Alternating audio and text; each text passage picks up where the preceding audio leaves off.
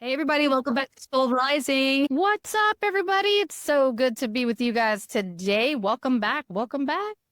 Yeah, thank you so much for tuning back in. If you're new here, our show is called Soul Rising, all in on love, loss, and connection. We talk about how human emotion serves to connect us to ourselves and then to others. Ginny and I are on a bit of a mission to save the world through connection. And we're so happy that you're with us because without you, there's nothing, right? Exactly.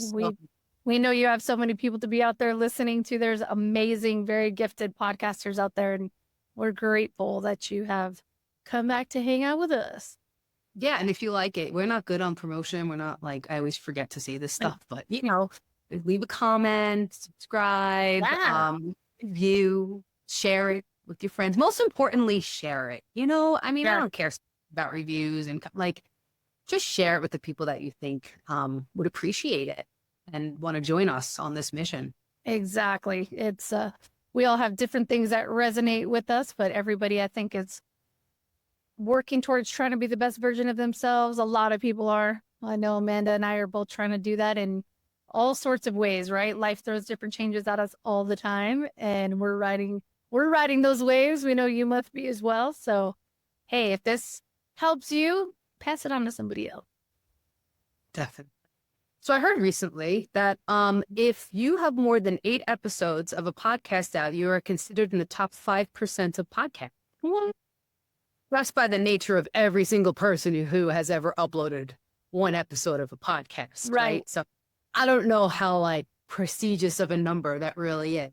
But given the sheer volume of shows that we already have, right? This is season 2, episode 14. Crazy to me. So there's a lot. So if you guys like this show, go back. You can binge the other ones. We're on YouTube, Apple, Spotify, the whole deal. Absolutely. So today, we're going to talk about something that's sort of like my bane of my existence. It's sort of like thing that constantly comes back, right? Comes back. Laundry? Are we talking about laundry? Because that's the bane of my existence, Amanda. That too. That shit too. Oh my God. It's a lot like laundry. Emotional laundry. Holy shit. Yesterday, that and dishes. So it's Father's Day, right? And I'm trying to be all nice and do everything. About 9 o'clock, everybody's having ice cream or whatever. And I had just cleaned up everything for the 15th time. Everything's in the dishwasher, the kitchen sink, and they all bring their dishes over. And I just no, I'm not putting one more dish in the dishwasher. And it's in the dishwasher. I'm so spoiled, right? I have to wash them all. Right. But still, I was just you guys are old enough. Start automatically, just do it. And they're oh, okay, great. Literally 5 minutes later, not one dish made it in the dishwasher. Not one. I was, what is it? Because we were also doing karaoke, which was super fun. Yes. To come over for karaoke night. Yeah, so I'd love it. It was fun. So much fun. And they got distracted. So they didn't do it. He's oh, I thought the girls heard you. I thought they were going to do it. I guess they didn't. I'm anyway, yes, the bane of my existence, laundry and washing dishes. But, what's the alternative, right? If we're not doing that, clothing, then we're dead, right? Like when there's no more work to do, then we're dead, right? So I'd rather be alive, and I'm grateful. I always say the dishwasher and laundry machine, 2 best inventions on the planet. Oh, 100%. But yes, my emotional bane. Yeah. The emotional bane of my existence. Emotional laundry. Yes. Is, this question of how do we continue to keep an open heart when we've experienced heartbreak, loss, grief, trauma, when there's fear there that you're going to experience it again. Yeah. That's right. A tough one. That is really, really tough because, man, we really pull out all our best gear at that time, all our best armor, all our best roadblocks for ourselves, all the best things. We're let's go. It's crazy too because it's fast. How quickly we can put a guard up or set ourselves up with the speed bump in our path is incredible when we are coming back from or bouncing back from what you're talking about, having that what feels like a gut punch, a sense of extreme vulnerability, I guess, right? When we're in those states, it's probably what it is. It's you're forced into extreme vulnerability And it's terrifying in that place. So we set ourselves up, I think, to try to prevent it, right? From how, even if it's subconscious, is that kind of like that? Yeah, it's definitely subconscious. It's something that we do. We don't even realize that we're doing it. I mean, I learned through my experience with my marriage after my brother died. I put Jim away, all this stuff, that I was living that way, really protecting myself for 38 years, not knowing it. You know, I'm a very social person. I always have a lot of friends. So you wouldn't think, you wouldn't look at me. I remember my best friend was like, that doesn't seem like you at all. Doesn't seem like you have any problem like getting close and connecting with people. But it's this true, deep connection that it's like more, it's not surface, not really like a surface person, but there's still this guard. There's still this like invisible block. And it was happening with me and my husband. And it was like this invisible shield almost. And I felt like I get through it. I felt like I couldn't reach across. There was just this blockage. And I had no idea how it got there. Right. And I had no idea why I couldn't break through it. It was like a total, like, oh my God, like when my therapist was explaining it to me. And then I also found ACA, the 12-step program ACA at the same time. And there was like 2 other sources I remember at the time that kept feeding me the same phrase. And it was emotional abandonment. And we've talked about this here and there, where it comes, as it pertains to different topics. But with the show, just completely on that one topic and how it keeps us in fear of emotional intimacy on a real, true, connected, and meaningful level. I think it's a great idea. And I think because no matter how good we are at juggling things in life, right? It's like we still have, it's always meant to be that there's going to be these times where even if they're the larger things, we lose someone, a marriage ends, a job ends, a career ends. Sometimes it's smaller things, you know, that we feel like we're being rejected, or we're just being, you know what I mean? Where we get in our heads about something meaning something else. And I'm, as much as I'm such an open, like I'm one of these, you know, again, and we laugh, like people laugh like, well, you know, you're a Scorpio. You don't seem like a Scorpio, like with what you're saying. I'm like, yeah, until I am. Yeah. Until it full throttle comes out. And it doesn't come out often for me, but when it does, it's like an axe coming down. Like it's fast. In my mind, there's no like negotiating about it. I'm like blocked. Like not even consciously, like with what you're saying, it's like, boom, that's it. Doors closed. And that's not. And it's crazy because as much as we think that is preventative or protection, or it might prevent us from having to go through this other sense of just like raw vulnerability, it's actually probably blocking out a whole lot of great things. Oh yeah. Like we said before, like maybe in the Many Faces of Grief episode where I read that quote from Anna White about if we can't feel the pain and the loss and the trauma and all of that stuff, we can't feel the joy and the love and the happiness that comes with that connection. So we have to heal it. And that's what we're trying to do here. And I think it's very important to talk about this because I think there are many, many other people.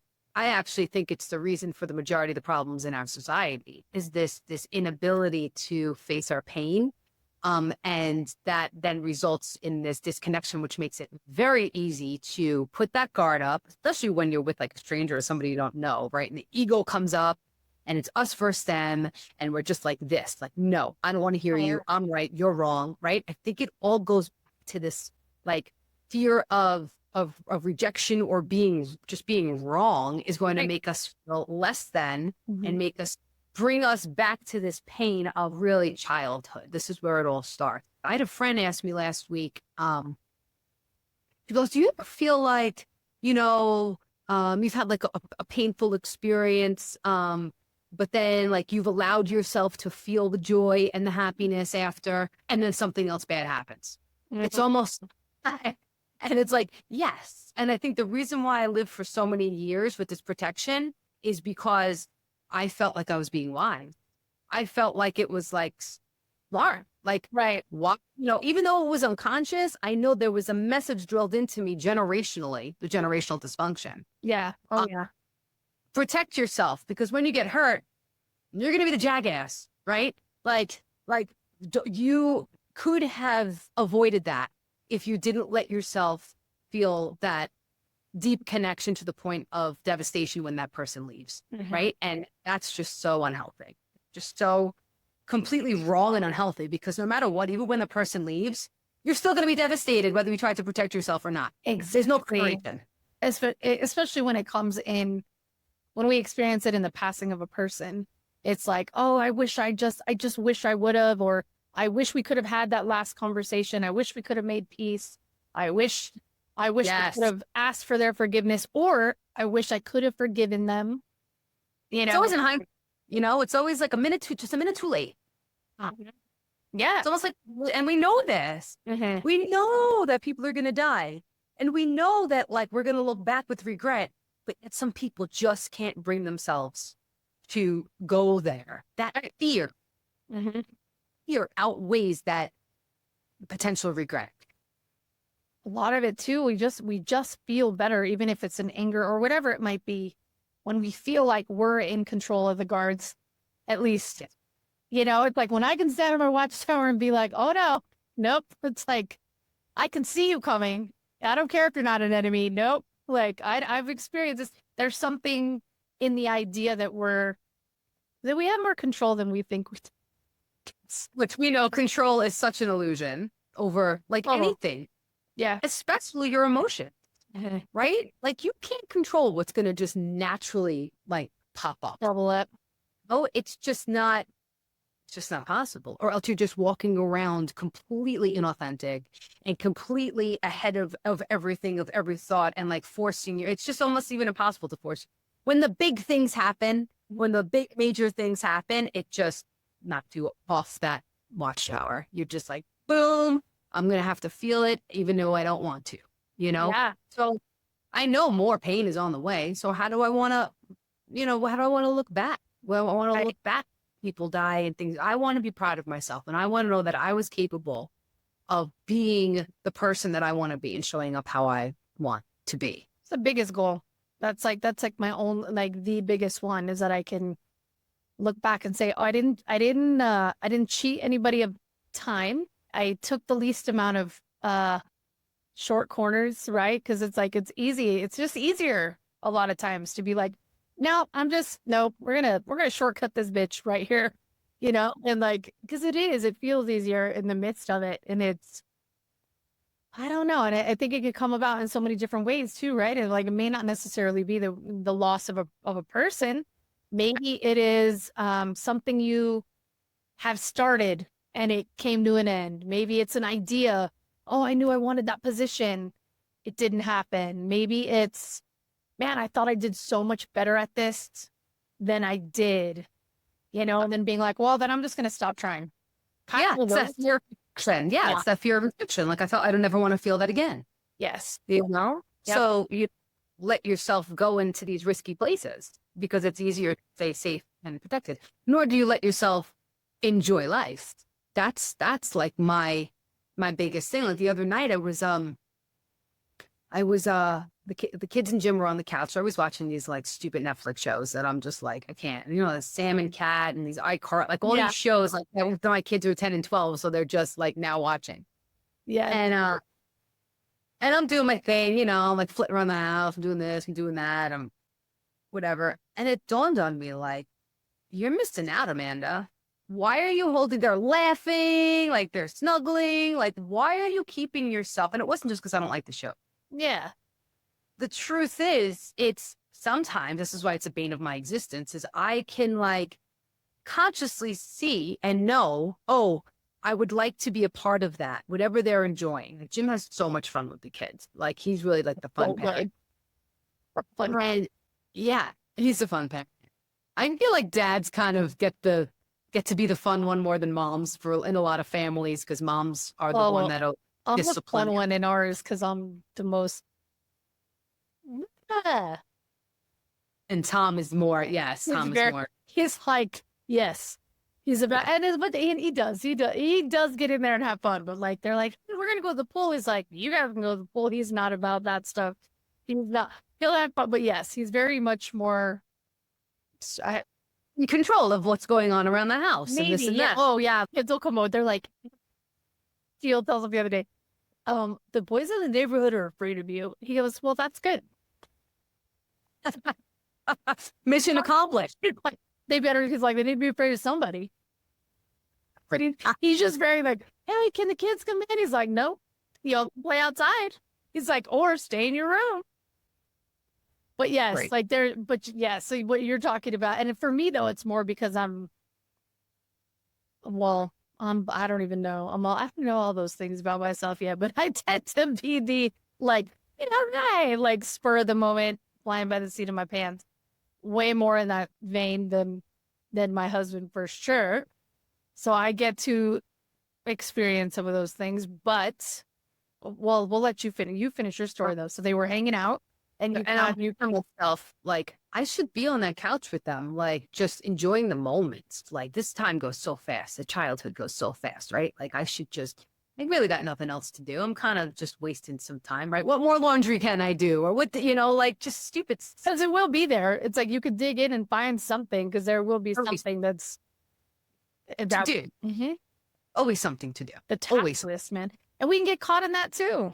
Like in the same thing, in this protective way, that's sitting still long enough to absorb the moment, that we don't even realize it's us blocking ourselves or protecting. We don't even realize that's what we're doing. And the society makes it so easy to do that. Like distraction and busyness. And like the busier you are, the more like status you have, like the more important you are. So you're like so busy. Like it's convinced us that we need to be busy to prove out you and our worth. Absolutely. And it prevents us from sitting in the moment. And enjoy. And the happiness and joy. And then we wonder why we're all depressed. And we wonder why vacation because we're not allowing ourselves to connect. Oh, this was very interesting. I don't know if I should tell this first or finish the story. Let me finish the story. So so I don't forget. So I'm like, no, Amanda, like go on the couch, get in there, snuggle up in there, So I go in between my two girls and, and I just had this like real awareness that I was still keeping myself out of this joy and this connection. Mm-hmm. Shelby like snuggles into me. She's always so like attached to me. I would say if she could crawl back up in me, she would. Oh, She's just. We say that about Steele all the time. Like if you can go back in there, you would be for sure. Second baby.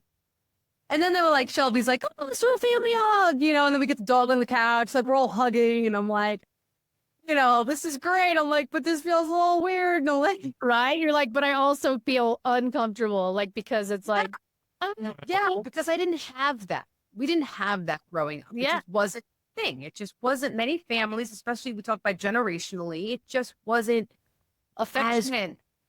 There wasn't a ton of warmth there. The emotional part, and probably because, and we talked about this too, that there just couldn't be. Tom was mentioning that yesterday, just that he said he thinks he remembers in his parents' 40, a long time, man, 45 years of marriage or something, maybe seeing them affectionate one time.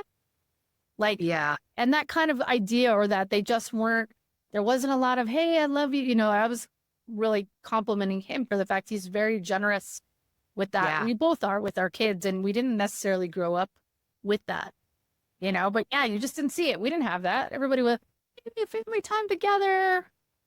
Yeah. And it all goes back to what we're talking about, because our ancestors experienced the same emotional abandonment throughout the years, and probably even worse because there was like less time. Like we talk about this all the time, right? Like less time to, be with the kids and to feel your emotions and to process and heal and be affectionate and all that, because you had to stay alive. Especially surviving. You were working towards surviving, hopefully, and providing food and shelter and working your butt off to just be alive. To just stay alive. And then that gets passed down and passed down. So our parents just didn't know really any different. They just did what they, and like we're doing things differently and questioning things like we talk about all the time. That emotional abandonment stuff in childhood then keeps us running for the rest of our lives to never feel that again. Because to a child, it feels like physical death. Oh, yeah. The emotional abandonment feels just as painful as physical abandonment, maybe even worse, because it's like they're there, but why aren't they giving me what I need in that department, right? We don't even know what we need because we're kids. We just know that it's translating to I'm not lovable, I'm not worthy, I'm not enough. Yeah. Self-worth. Bypassing the logic part, the understanding, just don't know. But from that experience, now we're trying to run from it for the rest of our lives. So we're afraid to get too close and to experience joy. And Brene Brown, I write about this in my book. She talks about the phrase foreboding joy. Mm-hmm. Basically, it's well, I have the definition, so let me just get it and read it to you guys. It's So good. when a feeling of joy is disrupted by a worry of fear or impending doom or unhappiness. So it's basically like this this experience of I'm in this moment and it's great, and then all of a sudden it shuts off and it's like, oh my God, but it's gonna end. And I felt that on the couch, that experience I just told you about. I was aware that I felt that on the couch. And I was like, no, I'm not gonna go there. I'm not gonna think about, well, these days are gonna end. And, you know, it's not even like if something tragic happens. It's not even they that. blow up. They're going to move out. Yeah. It's just the cycle of life. Like, this is going to end. So am I going to allow myself to be in it and enjoy it and be willing to experience that pain that's going to come? Right. Or my changes. But I'm going to experience it anyway, which is what I was trying to say before. It's not even like if you try to protect yourself and then that pain's going to be less. I don't know. Maybe some people could be really, really good at it and could really have that thing up really super strong that like they're not as upset as some others. Mm-hmm. I don't know. But I love it. She also says, joy is the most vulnerable emotion we experience. And if you cannot tolerate joy, what you do is you start to dress rehearse tragedy. Mm. Isn't that great? She's awesome. Brene Brown. I'm sure most really need to more and read more of her, because everything I've ever heard, that's so true right there. Because, and then I was looking up, like, I had this thought, like, how often are we in our emotions? And the National Institute of Health actually says that we are in one emotion or another 90% of the time. 90% of the time we are feeling an emotion. Emotions come first. Those are what you can't control. And then we attach a feeling to an emotion. So you might have feelings about everything 90% of the time, but you're having emotions about something 90% of the time. So it only makes sense that if you're not allowing yourself to be in the joy and the love, and you got to be in an emotion, you're going to be in some emotion, you're going to be in the other. You're going to be either indifferent, right? It might not be in complete fear. You might be neutral or indifferent. But so if we're in these emotions, we have to be really like conscious of what we're allowing in and what we're kind of feeding, you know, and allowing to grow. Mm-hmm. Because sometimes it's completely unconscious. We don't have the control over the first thought or the emotion all the time. You know, after doing work on yourself, yes, you rewire your neural pathways and those emotions can change. But you're responsible for the second thought, or what you do with that emotion. If you allow it to turn into a feeling, or if you can feel the emotion and be like, okay, I'm not going to let it go there. Mm-hmm. I'm going to place it. I'm going to reframe this story I'm telling myself with something different. And I'll tell you, I've been doing it for a long time, and it's still not second nature. I mean, much quicker than it used to be. And it's, you know, it comes along with too, how am I going to respond? Because there's almost always, in any situation, you're getting cut off by somebody. I was like, well, why is that person being so rude to me? And our response, like you're saying, there's an emotion. Then all of a sudden it's like, well, am I going to take action on that? Or am I going to stop and go, oh, wow, well, I feel this. And how? And looking at, I'm having such an emotional response to this guy who I've never met. Like, I don't even know them, but it's tying into something about, clearly he didn't have enough respect for me to just stop and let me go, or whatever it is. You know what I mean? To not cut me off. It's whoever was in that car, not necessarily you. That's the thing. We take it like, because we're personally. Yeah. And that's just kind of our brains. We just kind of process things. We take everything in and we ourselves. Yes, we make it our own. Which, so that response too, right, of not having it go from an emotional to a feeling, but also there's a lot of times I don't even think we recognize that's happening. You know, we're not slowed down enough to even know. that, Exactly.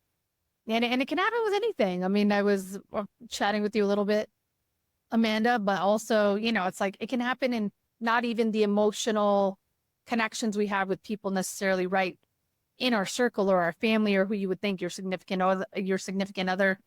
It happened to me at work. You know what I mean? Not at my actual job, but in my line of work where a situation occurred and happened. And I'm like, what the heck? And again, one of those, why is this person going to do me dirty like this? Like, I helped them. You sit back and logically, you're like, well, this isn't even really about me. Like, this is totally about something else. But holy cow, to not get wrapped up and to have that first thing in my mind, well, I got to go back in and see these people, their customers, and to be like, my first thought is, well, screw that. I'm not going to help that dude anymore. I can't do that. Like, I have to stop myself from, because of the fact that I felt like I got sideswiped. I have a bunch of other people in this company that I work with. So there's a part of me that has to not be closed. I can't be closed off when I go in there, even though I want to be. And it took me a few days to be like, it's still taking me a few days to be like, how do I make sure I'm still going in there open, being who I am, because of the fact that I feel like I got sucker punched. Right? Yeah.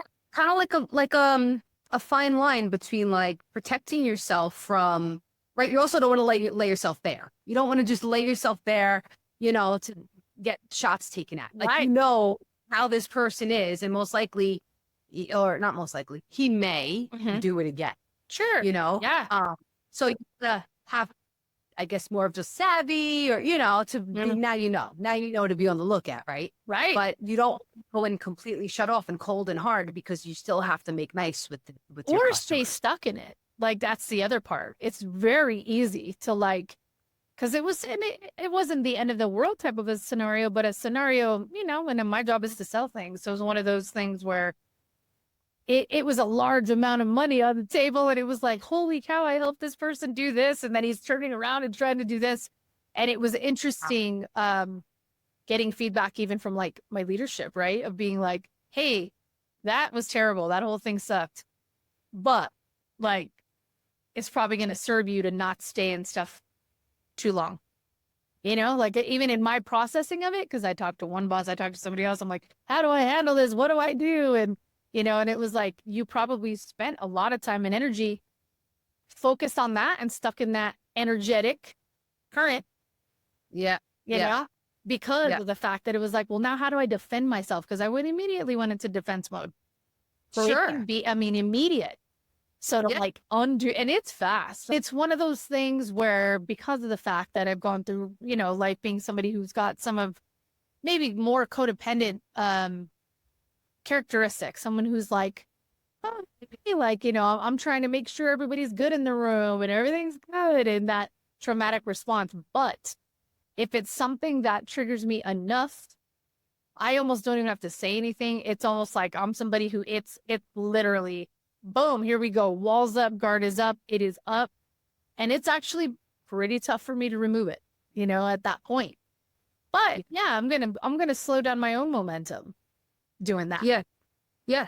And it's interesting you brought the word codependency. So we can go in the complete opposite direction with this whole thing too, right? Instead of putting the guard up, we could be enmeshed, we could be overbearing, we could be holding on to people too tight because we're afraid they're going to leave us, right? Which is most likely going to push them away anyway, which is this recreating of the emotional abandonment. Yeah, but we're creating it. Like, we're the one who's by like not relaxing and by like choking out the situation without meaning to, but it's like, that's what's happening. And it's, what a weird self-fulfilling prophecy, 100%. And to think that so much of that comes from, exactly with you talking about the topic of this show, so much of that is coming from searching for protection, searching for prevention, and avoiding feeling again that the armor is off and that anybody could take a swing at me at any moment. That feeling's terrifying.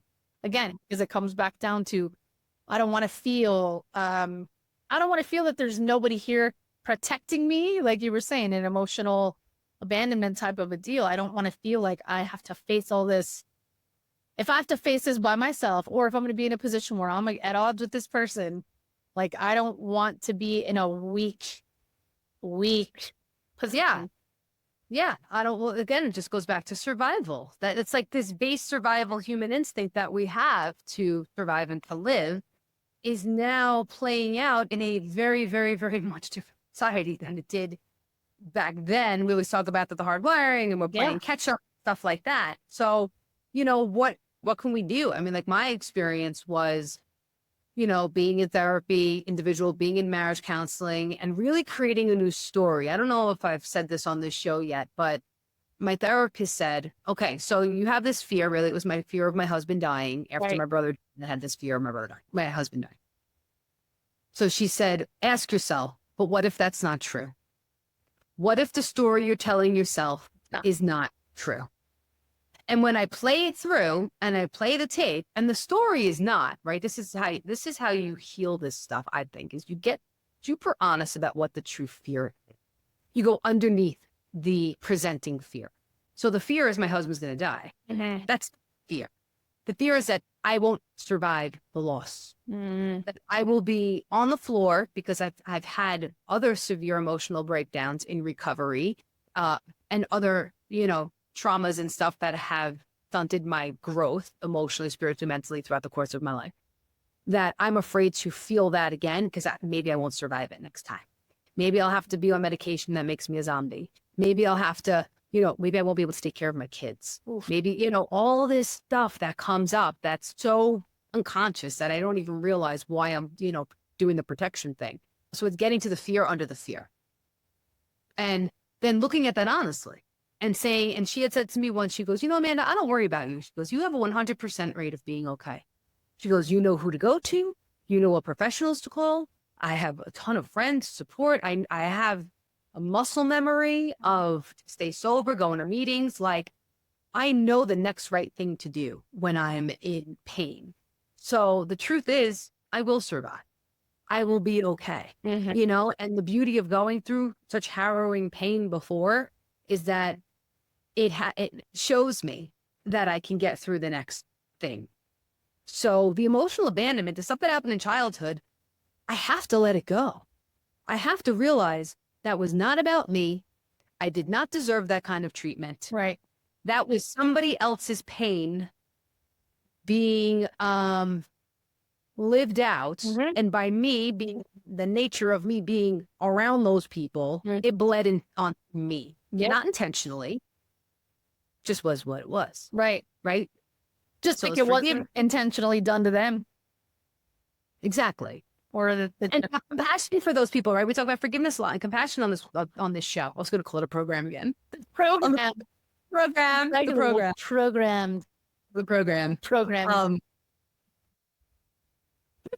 Okay, Ted Koppel. I know, I love it. I'm where is Ted Koppel? And we need him. Where are they, Ted? No, but that. Yeah, it's realizing that those people live that same pain and having compassion. Compassion is my key for forgiveness. That's what I go back to. If anybody out there, you're trying to forgive anybody for anything, having compassion for that person, imagining that person as a child. Yeah. That was huge. That whole thing. We've gone down that road before, Amanda. Does it make a massive difference? And it's helped me in more than one occasion where I'm just like, and you sit back and it's like, no, you're right. Because most of us don't behave in that manner unless it's a response, to something pretty traumatic or something we've gone through. It's like, we have sociopathic people around, but it's like, that's not a real common thing. Like most of the time someone's behaving that way, reacting that way in such an extreme effort to protect their ego. They don't even know that that's what they're doing. They have no idea. Right. And, to sit back and say, wow, well, what was it? What did they go through at 8? What did they go through at 5? That could have been really, really painful. And to be able to sit back and say, all right, this isn't really even about me. It's more of that, right? Of letting ourselves understand that most of the time it's not about us. It's never. It's it's good for us to take that and then look at it and say, all right, well, how can I grow or heal or change from this pain that it caused me? Right. Not related to the person, but my reaction. What was my reaction? Right. But most of the time it is not about us at all. So if we can give that love and compassion to that person for what they went through, we can forgive and we can remember that it was never about us, you know, and our light has always been there. I talk about that pilot light, right? That it's there. And sometimes, you know, it feels like it's out, but it's never really out. You know, we're born with this big, beautiful light, you know, and then things happen, childhood trauma, blah, blah, blah, blah, blah. And then it gets small again, but it's always there. You just need to, you know, throw a little lighter fluid on that thing or blow it. Right. And then it's just going right up again. Or even just to remember, I think it's very interesting how it's all set up in the way, but like we are, our society convinces us we're separate. You know what I mean? We live in a world where, and that's really what that is, that pilot, that thing, that flame. It's the same way that you look at the fire over here and when a little spark jumps out, you know, and it's like, you could see a little ember pop out on the other side and it might start its own little fire. The fire's the same. The fire's the same color. It came from the same spot, right? But it's like, we're convinced we're separate. And I think part of that is what causes us so much maybe sadness or protection, need for protection, because we are convinced we're alone, we're separate. Even if we've got our family, even if we have all the things, and then it's even more so like, but what happens when they go? And this terrifying feeling because we feel that we are going to be and we are going to feel alone. You know, we're going to be on our own. And it's truthfully, you know, how many times you hear it in so many, whether it be religion or just spirituality or whatever it is, we're not alone. We're connected. The reason why we talk so much about connecting to ourselves is because that's in us, right? Like we talked about on our last show, which is awesome. If you guys haven't listened to the last show, Connecting with High Frequency Energy with Vicky, that was such a great show. I learned so much. I learned so much. Yeah. But the whole reason why we harp on this connecting to ourselves and knowing ourselves well and loving ourselves and being compassionate with ourselves is because that is where you're going to realize, actualize this God, source, spirit, whatever you want to call it, the universe living inside of you. You will see that stardust, right? We're made of stardust. Like you will be able to see that inside of you once you really meet yourself. Mm-hmm. And for me, a huge key is being out in nature. Nature is it's the place where it happened for me. It's where I met myself, where I learned to know myself, where I learned to love myself, because I had this overwhelming love and connection and affection for this energy, this thing that I couldn't see. The life energy that's connects the life force. Yeah. And I mean, you feel it when you're in nature. You can't not, you know, and it's like, it's all happening simultaneously. It's like, it's all happening at the same time and you are there and no one's trying. The trees aren't trying. The flowers aren't trying. It's like, it just is. And everyone's flowing with the cadence of the sun going up and going down and the rain that's falling and everybody's just going with the flow. Again, I say everybody, but really you see it in action. And maybe that's why we love nature so much. Because we are part of that, you know, but we being this divinely, you know, that they talk about it, human beings, that we've got that ability again to be, it's like we have the analytical mind that a tree doesn't or whatever, but for what we know. But at the same time, it's like we're the only ones who worry about that sense of disconnection. Nothing else is being. It's being in the cadence. It's being in the rhythm of nature. And they talk about just how, and I've been trying to do it more. I've had the opportunity to do it being, you know, I've gone sent on a work fishing trip and all these wonderful things that I've gotten to do. But I have found myself even at that, I think I told you, like at that conference, I was at a conference, which was incredible, but it was all inside. And I would have to, like, the only time I could get all the nervous system to just chill out a little bit was to walk outside and sunlight, even just the sunlight alone, like what that does is incredible. Right. But it's like, I don't think we do it enough. We're not doing it. And we're lucky. We're in Colorado. That's why left.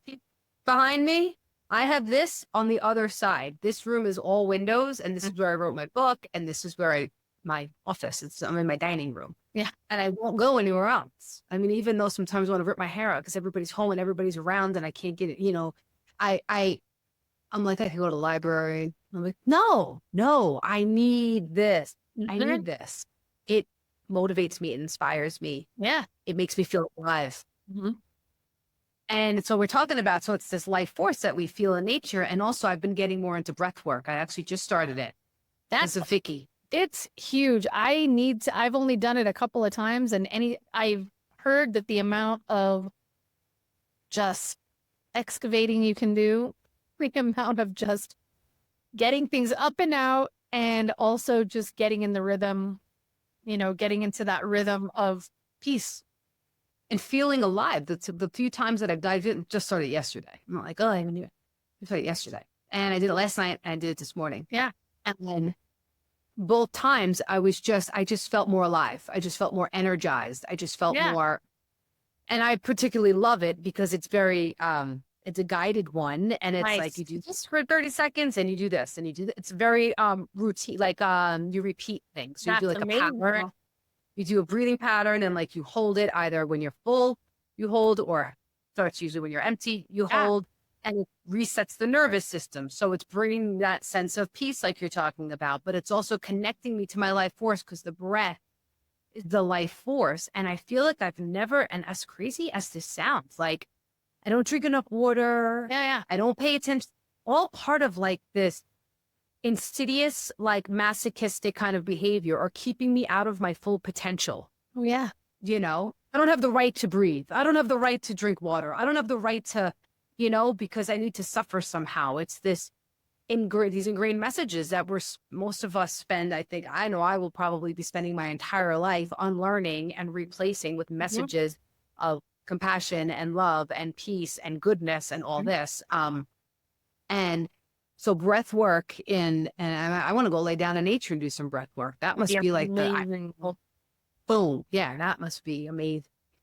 I've heard too that, what happens with the chemicals being released in your brain, there's people who compare it to like hallucinogenics even. They said that. They said you might experience hallucinations. I was probably and maybe I will at some point, but I was probably trying to control it too much still.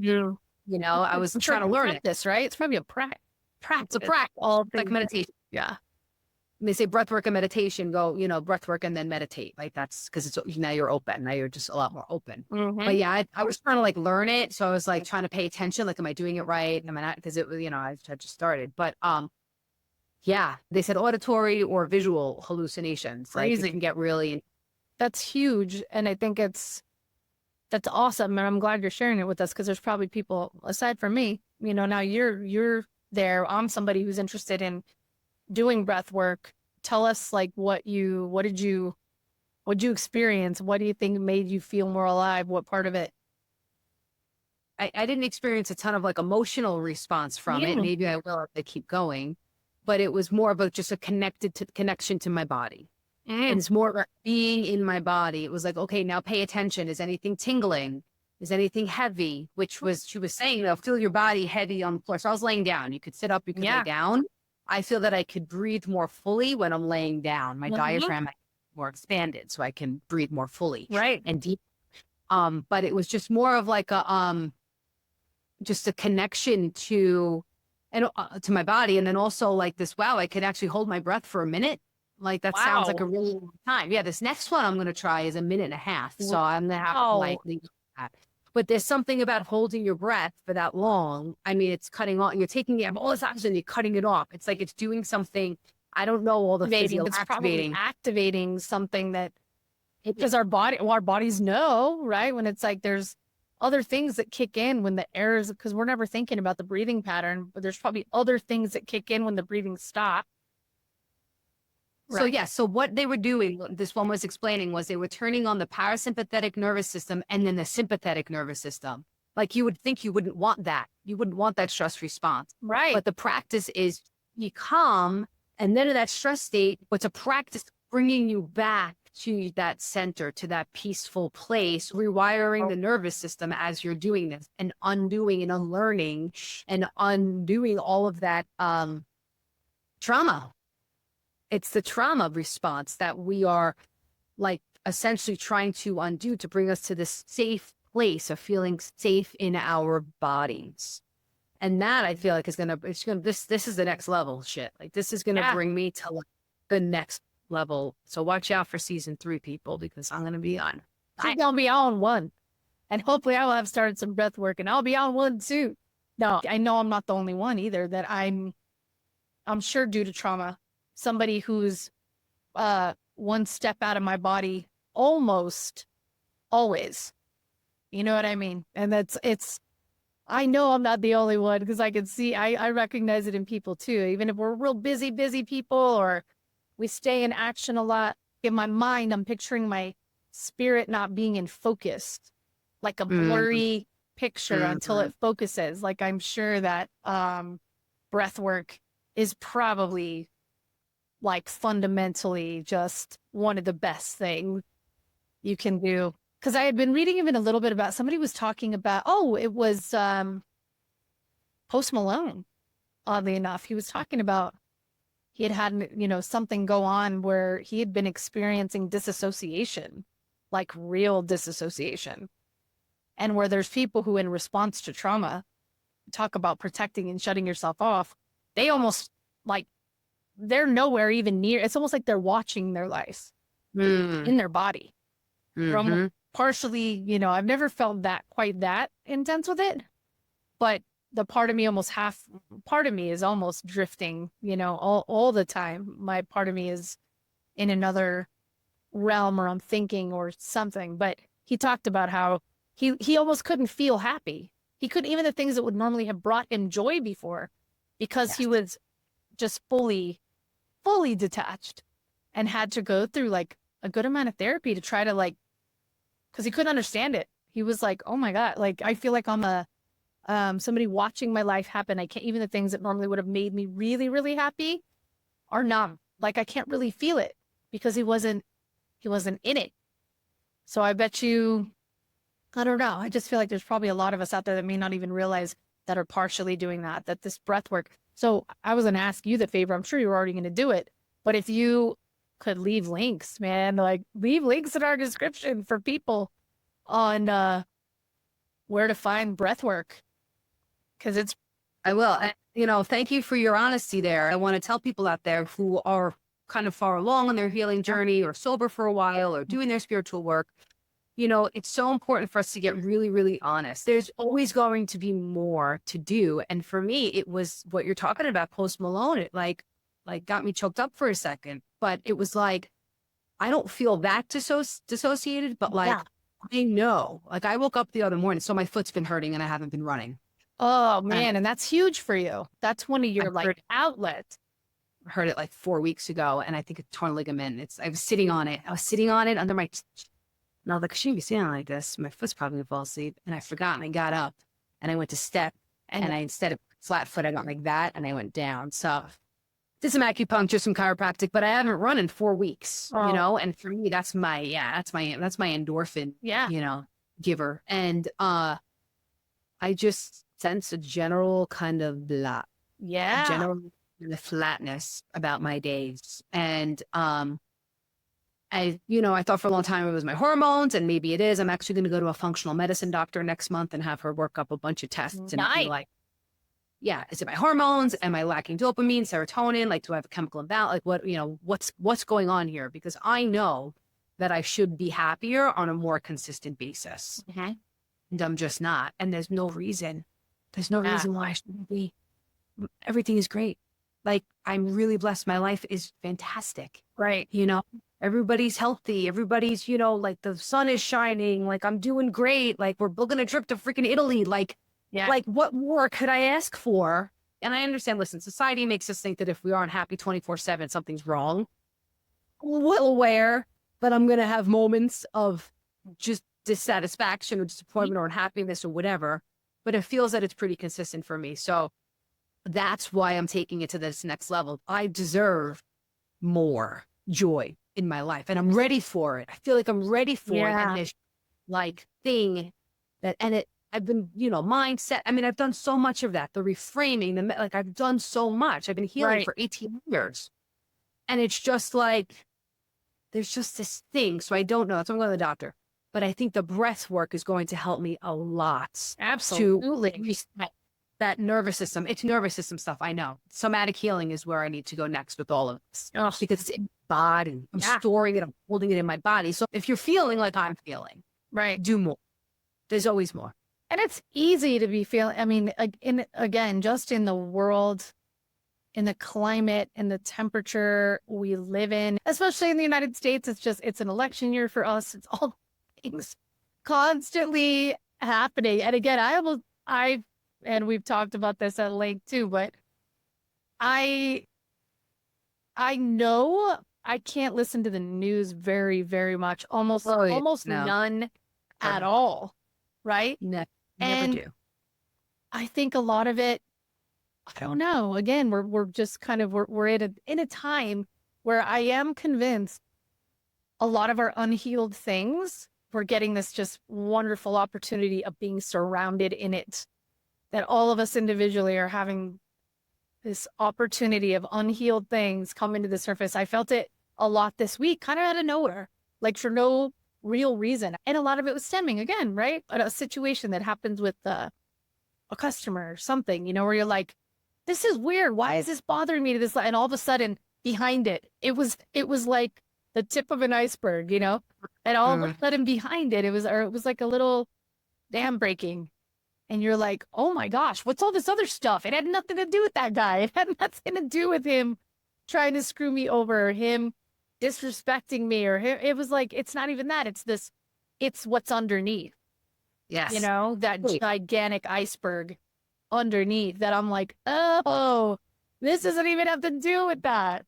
And I believe that right now, I think that it's like, we're in a frequency, just like we talked about this with Vicky, but I believe the energy surrounding us right now is providing us with all of this opportunity, and we can either run, shut down, like you're saying, because many of us, we've been hurt. We've been in after positions of feeling vulnerable, or where we got blindsided or disappointed or abandoned, flat out, that we're living in it. We're still living in that self-protection mode. Yep. And I think it's amped up a little right now. I think it's even more so. I don't even think it's like normal level. I think it's on steroid for everyone. And yes, the politicians and the businesses and all these people that make money off of us and want our vote, they know, they're not stupid. They probably work with the best psychologists on the planet to say, how can we weasel our way into the people's brains and hearts and minds and emotion and manipulate it so that we can make them buy the stuff, make them take the drug, make them whatever, right? Watch the news because they're in fear, which then feeds more fear. And it's all, I say this about the government, but it's just about society. It's not broken, it's fixed. It's created this way purposefully to keep up in a state of illness, whether it's physical, mental, or emotional, all of it. Mental illness, right? And so before I forget, I want to tell you guys about this, what I was going to tell you before. This was super cool. Yes. We talked about connection, all in on loveless and connection. And Ginny, this really validated what we're doing. So two people sent me this, two different videos the other night, an hour apart, two people that don't know each other, two different videos that said the same thing. It was the same study.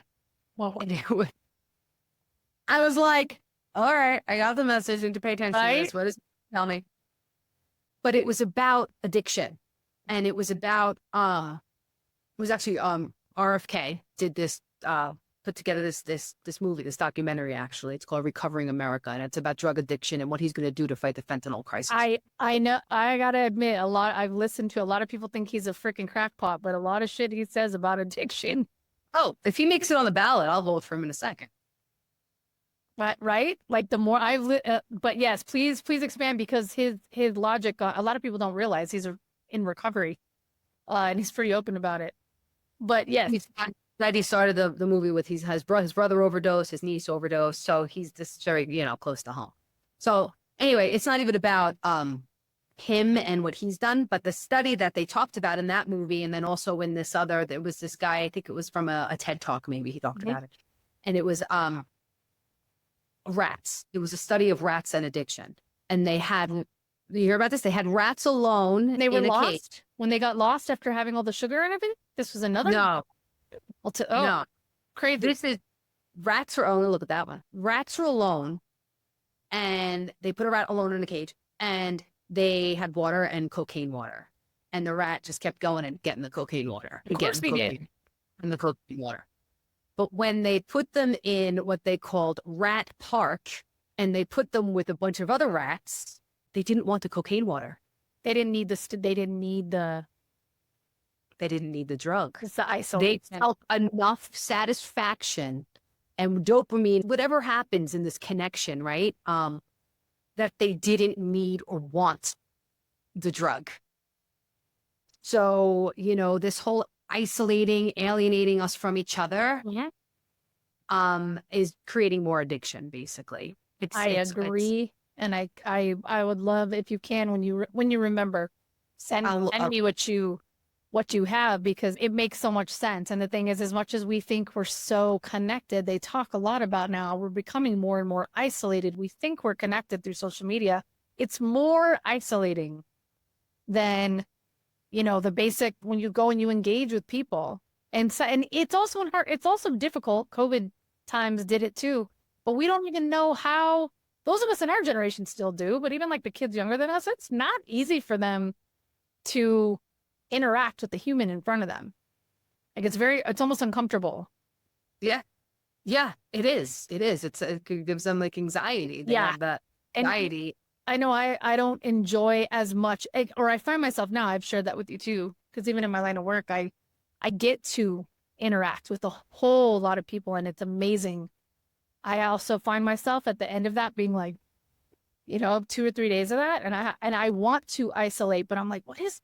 And part of it, obviously, we need our alone time. Isolation and alone time are two very different things. Exactly, but I can see, and I mean, even thinking about it, the times of my most intense drinking were alone. It was me. That's their disease. Oh, and that's what they were saying. The opposite. This was like the point of the thing. It was that the opposite of addiction is not sobriety; it's connection. That's it. If I'm sober and I'm still alone, and I'm still sober in terms of abstinent, right? And I'm alone and I'm feeling depressed and I'm not really sober or free from my addiction. My disease is still working on me, basically. It's in this connection. That's why support groups, 12-step and other support groups, all these other programs that focus on sense of community, that's the solution, in addition to, some people believe higher power and steps and blah, blah, blah. But it's the connection. It's why when we stand up at the end and we hold hands in a circle and we feel that energy, there's this safety in numbers. There's this sense of community that somebody's going to be there for me, that I'm not going to have to handle life's unpreventable, guaranteed pain. Life's guaranteed painful times. I will not have to go through that alone. And that means so much. I think there were 4 things that remember reading is like sunshine, food, water, and like community. Like community is like that far up there on the things that are necessary for health. Again, back to those times, right? It's like you're roaming the plains on your own. If you're in a tribe, if something goes on with you, somebody can see, if you can't see everything behind you, the person walking behind you knows what's, just like you can see. It's just, you're not doing it alone. You're not doing it alone. It's like we talk about that too, right? In recovery, it's like no one does it alone. No, it's a we program. That's why it's so important to bring it back to this keeping an open heart after you've experienced pain, is because that isolation and that turning into just yourself and that self-sufficiency and that independence and whatever people want to tell themselves, what excuses as to why they're actually not in true connection with others. Listen, and there's a definite place for self-sufficiency and independence. I'm not saying we should be reliant to a fault on people, but we should have that connection to others, that emotional intimacy, that vulnerability is so important. It's real. It's really like one of the only real things we have left in this world around us that is filled with so much inauthenticity and fakeness and just surface 3D bullshit, right? Like A lot of it. that connection is just the realest thing to me. And so if you've been hurt out there, take your time to heal. I'm not saying jump right in. I'm not even talking about relationships, like romantic. I'm talking about like friends and family, like your children, like just try and feel safe in those, knowing those connections, knowing that if they end, when they end, you're going to be okay because you've met source, because you know yourself so fully, because you believe and you trust in this higher power, whatever it is, to carry you through and to show you and to teach you and to make you wiser and stronger and all that good stuff. So maybe my emotional abandonment was a gift. Yeah. Maybe it was a gift to say, you know what? I chose my parents. I chose my experiences in order to bring me to this full knowledge and understanding as I keep learning and growing as to who I am and to how that source lives inside of me and will always be alive, and I will never be alone. Right.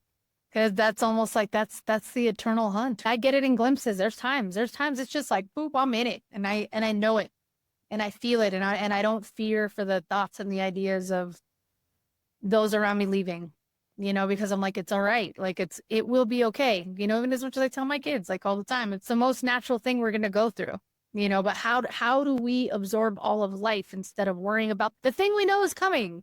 It's like sitting here saying, hey, it's Monday.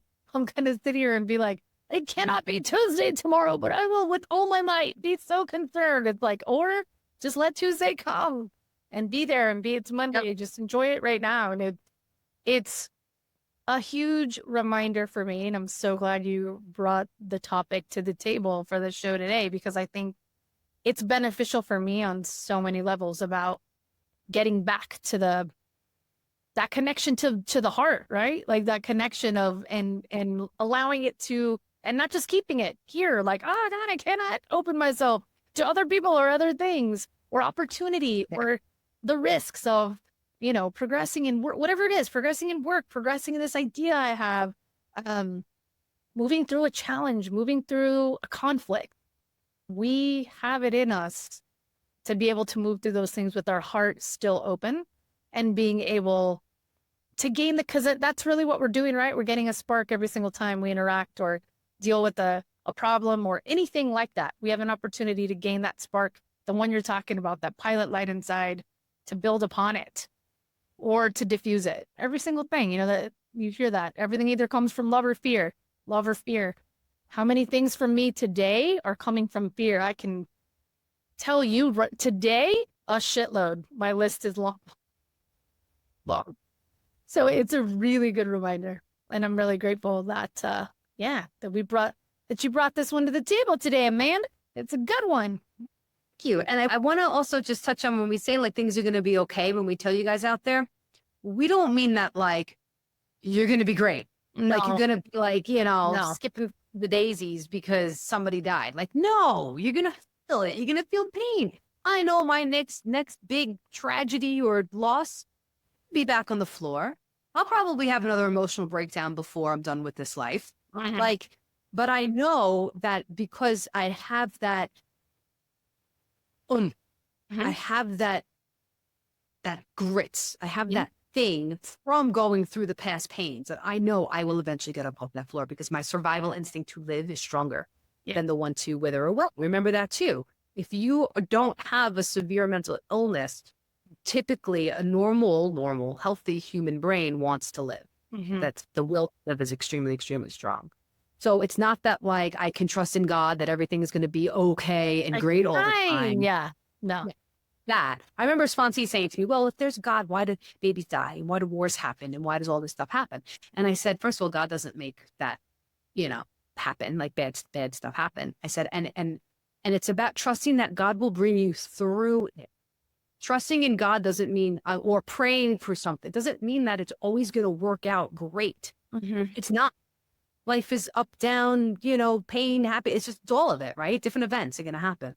It's trusting that when you are ready, trust that you will be prompted at some point that courage, that spark, like you talk, will come back, and you will be led, and you will be guided, and you will meet the right people and hear the right stuff, and you will be, inspired to reach out, and that life force will come back. Yes. That's the trust. And And if and then the trust too, that if you're at a moment or you have a day, because you're in it, and Amanda really well. I know it, but not like that level, but that you're not alone and that you don't have to shut everybody out. If you are on the ground, you're just flat on the ground and you can't lift yourself up today, there are people around, who you don't have to do it alone. And part of, that's a reminder here today. And it's part of how we started this community in general with you guys in Soul Rising, right? It's like, that was everything we were highlighting and thinking about. Amanda and I were talking about just how disconnected, again, and back to that idea that we're separate and alone, and we're not. There's more that we have in common, and there's people around who will be there to lift you if you let them. Right? It's like, definitely, if you exactly, you have to give yourself permission. I wanted to say that too. You are allowed to feel good. You are allowed to be in connect, love, and in the flow, and in the beauty and the glory and the gifts of life. You were put here not to suffer through this thing like a martyr. You're put here to shine your light. And how can you shine your light if you're feeling in fear of this loss all the time? I almost feel like it's selfish. I've been looking at it now that like it's selfish of me to be keeping myself from others who love me. And I can only think that now after after practicing self-love and having some self-worth. If I'm keeping myself in a state of separation from the people who love me, I'm stealing time, I'm stealing love, I'm stealing all of that from these people who all they want to do is love me, specifically my children. I'm speaking about my children and my husband. It's like, you are a gift to these people. Let them love. And you love them too. And you are allowed to feel as good as you possibly can every moment of every single day. It's actually our job and our duty right now to shine that light, right? It's the high frequency energy stuff we talked about last time. So that's part of it for me. And I guess that's maybe why this topic came to mind, was because how do I step into that high frequency energy if I'm constantly in here and in fear and myself separate and suffering, all the things. When we block people out or we block ourselves, that's what we're going to leave here. Those are the only things we leave here. Those moments. So like what you were saying and thinking of it in a way of, it's selfish for me to hold back in that way because it's what I'm taking away from them, the stuff that could still remain when I'm gone. Yes. Oh, remember the time we made cupcakes with mom? Remember the time we ran through the sprinklers? Remember the time we did this? Or your husband, remember that vacation we took? Remember that, walk on the beach, whatever, right? Like, those are the moments. And you hold on to them. Like I hear you when you talk about moments with Jeremy or seeing Pearl down with him or whatever it is. Those are what we have. And they live on. Those moments live on. So yeah, you're right. When we're holding back, we're holding back that treasure chest of things that are going to be left. Yeah, I love that. Do you want your treasure chest to be full? Yeah. Or do you want it to be empty when those that you love open it? Yeah. After you're gone. Boom. That's awesome. So, a little challenge. I want you guys to create a mantra because that's what helped me. The mantra was like, I'm not safe to love. I'll never survive this loss. I actually have a note in my phone that when these thoughts come in, this thought and then other thoughts that I have, these limiting beliefs basically about myself, I have a line that I repeat, and I don't use it enough, nearly enough, but mantras are so good. So it's, I'm not safe. I'm not safe to love. And I'm never going to survive this loss too. It is safe to love. I am safe. I will always survive. It's as simple as that. You can have one sentence, a 2-sentence mantra, right? I am not safe. I am safe. I will not survive. I will always survive. And it's just replaying these things over and over and over. Write them on a Post-it note, stick them on your mirror, put it on your hand, like whatever you need to do to rewire those neural pathways. So that's the thinking part. And then the breath work, which is why I brought that up. It's this somatic, this body piece in conjunction with the thinking. and then the spirit, right? It's like spirit, thought, body, right? Mental, emotional, physical, spiritual. It's like all of it. So, It's in focus. That it's coming into focus the same way your camera on your phone. It's like, you'll see stuff be blurry and then it comes into focus. And it's, for me, I definitely feel, even right now in so many positive aspects of my life, there's still a lot of room to let everything come into alignment and focus, for sure. Because that's the whole point. I have been given this amazing, wonderful life to be here incarnated on this planet at this time. And whether we have 24 more hours or whether we have, 50 more years, it's still limited. It's finite. So we might as well be filling up that treasure chest. That's kind of a good way to think about it. I think at least it helps me to be like, oh yeah, am I going to sit and kicking the shit out of myself all day long about something I failed at? Or am I going to let that treasure chest be filled with something that I worked through, that feeling of not enough, or I wasn't smart enough or good enough at this thing? I pushed through that to move on to the next thing, that my life left this imprint. I think it's overall, that's what I hope to do anyway. And hopefully will help you guys to do the same. Yeah, so keep pushing through. I love that. That's like the motto. Keep pushing through. It's like, hope is, if you're alive and breathing, there's hope for more healing, more better days ahead. Yes. And better days ahead. Better days ahead. If you feel shitty today, because I don't feel my best, let me tell you, today. I mean, you've been pretty good, but and I've also been like, 100 miles an hour, but I don't feel the greatest today. And I feel a lot better right now. And just that thought, it's all right. We just got to keep working through it. We got to keep working through it and rely on one another and trust ourselves and work on that connection, right? To like our higher self. So I'm grateful. Breath work, man. Yeah. I'm asking Amanda as a favor. I'm sure she was going to do it anyway, but I bet you she's going to leave links for everybody. Because I'll leave it too below. I hope you guys try it out. I'll be walking the journey with you. I just started yesterday, so I will keep you updated whenever it comes up on this show. And thanks for being here, guys. We really, really, really appreciate it. Again, don't forget to subscribe and share it and give us some feedback. We have our email address, soulrising@gmail.com. If you want us to talk about something, if you want to be a guest, reach out. We'd love to hear from you. We absolutely would. Thank you guys so much for sharing your time with us today. We love you, and we can't wait to hang out with you again. Okay, see you soon. Bye, everybody.